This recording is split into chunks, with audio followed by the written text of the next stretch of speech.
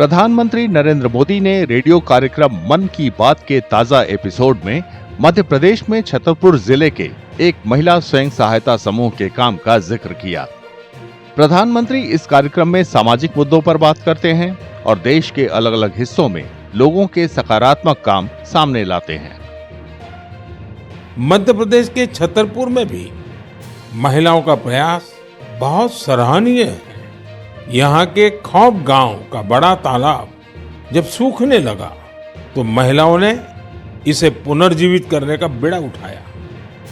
हरी बगिया स्वयं सहायता समूह की इन महिलाओं ने तालाब से बड़ी मात्रा में गाद निकाली। तालाब से जो गाद निकली उसका उपयोग उन्होंने बंजर जमीन पर फूड फॉरेस्ट तैयार करने के लिए किया। इन महिलाओं की मेहनत से न सिर्फ तालाब में खूब पानी भर गया बल्कि फसलों की उपज भी काफी बढ़ी है। महिलाओं के स्वयं सहायता समूह ने छतरपुर के खोंप गांव में बंजर जमीन को हरा भरा बना दिया। अब वहां गांव की महिलाएं फल और सब्जियां उगाती हैं। यहाँ पे बंजर जमीन थी, यहाँ पे हम लोगों ने मतलब यहाँ की तालाब की मिट्टी खोद खोद के यहाँ पे डाली है, गहते फाड़ों से खोदी है। उसके बाद में हम लोगों ने फल पौधे रोपण करवाए। वृक्ष रोपण के बाद में हम लोगों ने इसकी साफ सफाई भी करते हैं। उसमें सब्जी भी बीच बीच में हम लोग लगाते हैं और जो भी हमारी अब गरीबी थी वो गरीबी हम लोगों की हटने वाली है।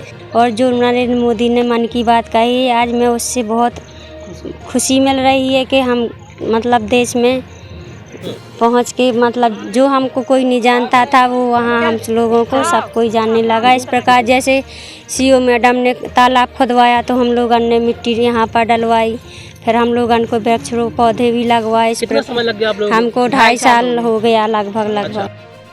छतरपुर की बीजेपी विधायक और डीएम ने भी हरी बगिया महिला स्वयं सहायता समूह के काम की तारीफ की। उन्होंने महिलाओं की कोशिशों की ओर ध्यान आकर्षित करने के लिए प्रधानमंत्री को धन्यवाद दिया।